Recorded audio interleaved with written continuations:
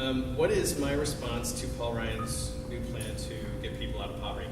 Well, some of the things that I didn't mention earlier that I had thought of were, we just actually sent out an email today where my understanding from it, and I have not gone through all the details, I've been quite busy, but he's creating like a parole officer for people of poverty where you have to like report to him and sign documents stating that you will and will not do this. And I can't, it's just, I can't comprehend it. You know, because what you're essentially saying is to this person, don't trust you, you're lying, and you're just gaming the system. And there's no jobs out there. So put out.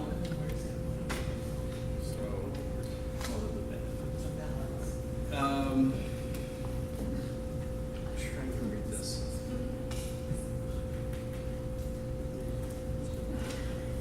I think it's, are you willing to reinstate public sector workers' collective bargaining rights? I would certainly do everything I could with the power of the congressional office to help move that along. Again, this is going to be a state issue with what they did here in Accent, which I think the Supreme Court is going to be hearing tomorrow or pending, or coming out with a decision. But I would certainly use the influence of my office to do everything I could to try and get that done.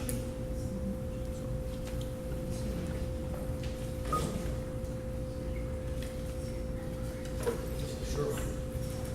Term limits for U.S. senators, not just senators, but U.S. congressmen. I've always been an advocate for term limits. I believe that congressmen in the House should only serve a total of 6 terms, which would be 12 years. And then senators should be limited to 2 terms, which would be another 12 years. So that's 24 years of service you would have in the federal government, which is more than enough. And then if you could go try to be governor of your state. But at the federal level, I think that's enough. And I think Paul Ryan was an advocate for term limits before he got there, and he seemed to have forgotten that. Yes, Dave. I just have a point to bring forward that here's another thing too, and I think you should talk about this on the campaign trail. If I'm right, I think is it 3 terms, which is 6 years for a congressperson, then they're entitled to a retirement of about $120,000 a year? No, that is not true. Okay, what's the fact on that? As a member of the House, if you are, my understanding, because somebody asked me this and I looked it up, you are able to, you qualify after 3 terms for a federal pension. And that's based upon your years of service, and I think it's called FERS. And it depends on how many years you've actually served, it determines what you get.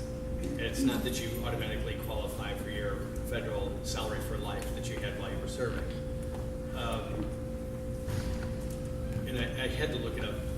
And the average amount being paid out to people who are former members is about $54,000 a year. And that's much more for some people who had longer terms of service, like somebody, I don't want to sing out Dave Obey, but he served there for over 40 years. He's going to have a much higher pension than somebody who made it 6 years and then was defeated or decided to retire. And Congress votes on their own raises? And Congress does the vote on Senate, their own raises, yeah. And does the Senate vote on their I own? believe so. I think it's Okay, it's and decided we by all the in House. this room pay that, Yes, but don't vote on it. correct. Yeah, you don't have a say in what they get paid. And I don't know about you, but if I pay somebody $175,000 to do what they did last session, I'm upset.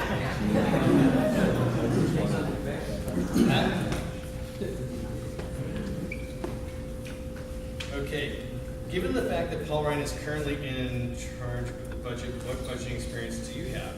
That's a great question, one that I'd love to answer because I point to my business experience of what I did as a small business owner, employing 45 people and providing excellent wages and benefits that I shared with you about the health insurance.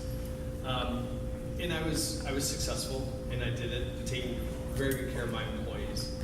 And I think that proven success is great compared to what Paul Ryan has done. Paul Ryan has never created one job in the private sector.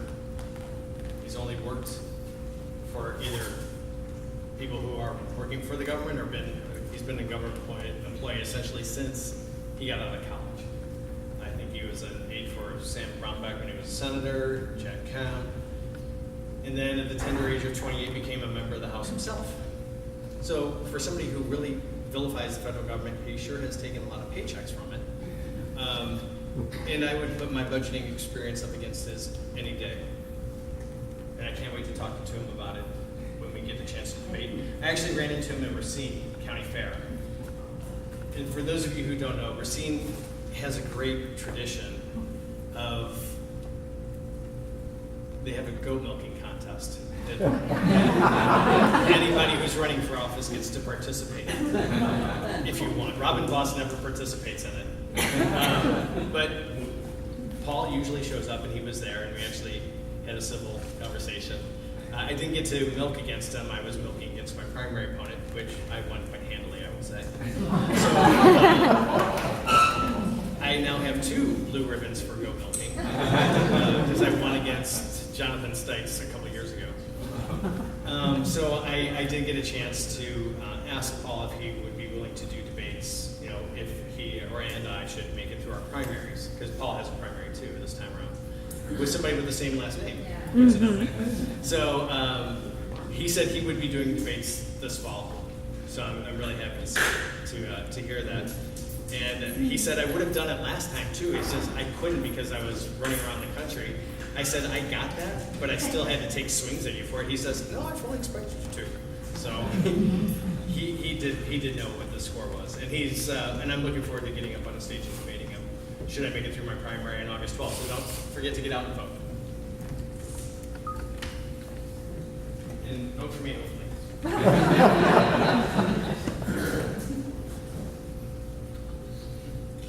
Janesville Gazette reports.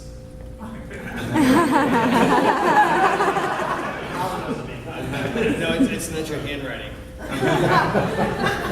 It doesn't look like a serial killer, did it? It says, Paul Ryan has $3 million cash on hand. I have about $100,000. How do you overcome that? Well, that's a good question. And we were at a cash disadvantage in the 2012 election cycle as well. Even though he was running as the vice president, he was still running for his congressional seat. He spent over $4 million, and I expect he will have as much money as he wants this time, which is easy when you have big backers like Americans for Prosperity, Koch brothers, financial sector, Diane Henry. Yeah. You know, I am so proud of what we accomplished last cycle with raising $2.3 million. What I'm most proud about is that over 90% of those donations came from people who gave less than $100. That is no small feat. We are right now, with the $100,000 that I've raised, over 95% of my donations are from donors that have given less than $100. So, I mean, this is really, we were at a money disadvantage. Last time we know we're going to be at a money disadvantage this time, but we know that we have people on our side, and we'll be able to raise enough money to get our message out and do the things that we want to do. And we're looking forward to coordinating the campaigns, being part of the coordinated campaign with Mary Burke to get people to the polls and go door to door. Democrats have a much better GOTV effort than the Republicans do. And I think with the energy and excitement that's coming into the race because Mary's tied and they've been leading by 1 point, I think that's how we're going to overcome that discrepancy in cash. Any questions? If you want to help, kind of close that gap.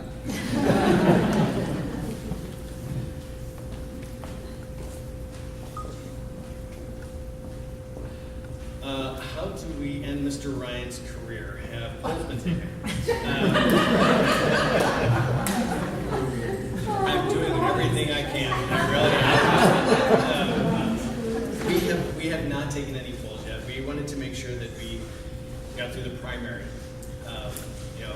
feeling pretty confident about it. It's just because we've been working so hard. Never want to take anything for granted. But if our internal polling is any indicator, from us calling primary voters, asking if they're planning on voting, if they're planning on supporting me or my primary opponent, what we've seen on the polls has been about a 10 to 1 for me. I don't know if that's what the final results is going to show or not, but I mean, that's what we've seen. So that's not an empirical poll or a reliable one by any means, but I'm just sharing with you what we've seen on polls. But we will do polling probably, I would guess, help formulate our message, get something together for our mailings. We will probably do polling, I would guess, in September.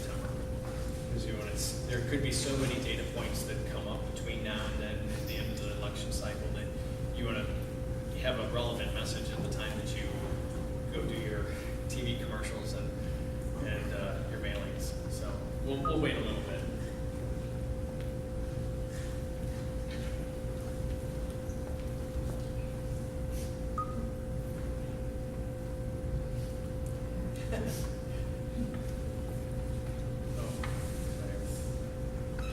I worked with Les Aspin to get more business back to the first district, and he did. Is anybody tracking what Paul Ryan has done other than political rancor and self-promotion? You know, when you're Paul Ryan, there's no shortage of people looking at you, and we have.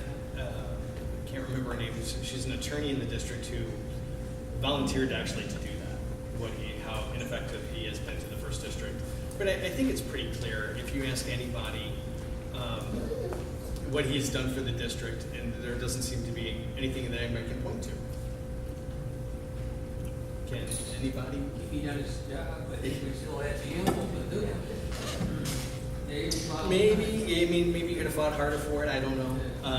But I've talked to several mayors. When he was vice presidential candidate, he certainly provided a lot of overtime for local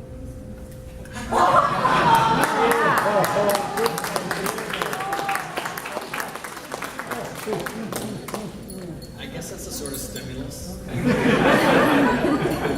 not one that the city budget's liked, but so she said that when he was the VP nominee, that he provided a lot of overtime for a lot of policemen.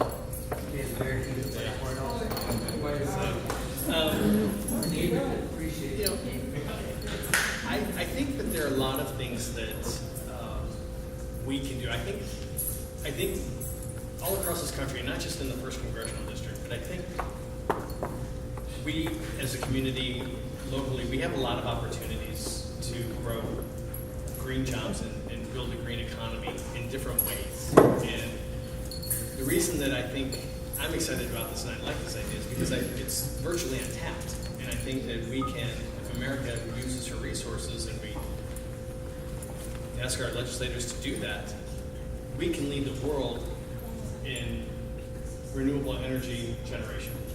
And this goes hand in hand with a couple things. It goes hand in hand with creating jobs. It goes hand in hand with addressing the issues of global warming. It's a fact, people get used to it. It's here. It's July, and you need a coat. It also helps us reduce our dependency on foreign fuels and fossil fuels, and creates energy security and economic security. So I think we have a great opportunity to focus and bring plants here. I know that there's wind generation plants in northern Wisconsin, which has created a multitude of other industries, like building the blades, building the generators, construction of these wind generators, and being located on Lake Michigan. I mean, we are right between Milwaukee and Chicago. There's lots of opportunities for distribution. That's why we have a lot of things popping up in Kenosha County on the I-94 corridor with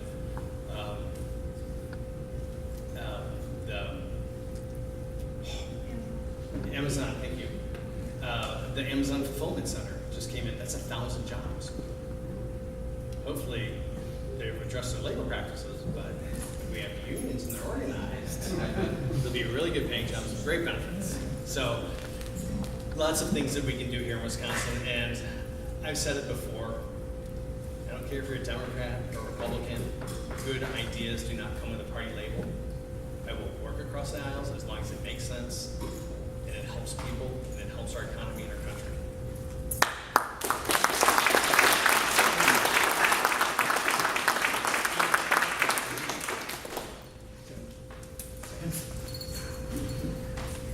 Oh, we're gonna take a break. Dinner's here. Why don't we come back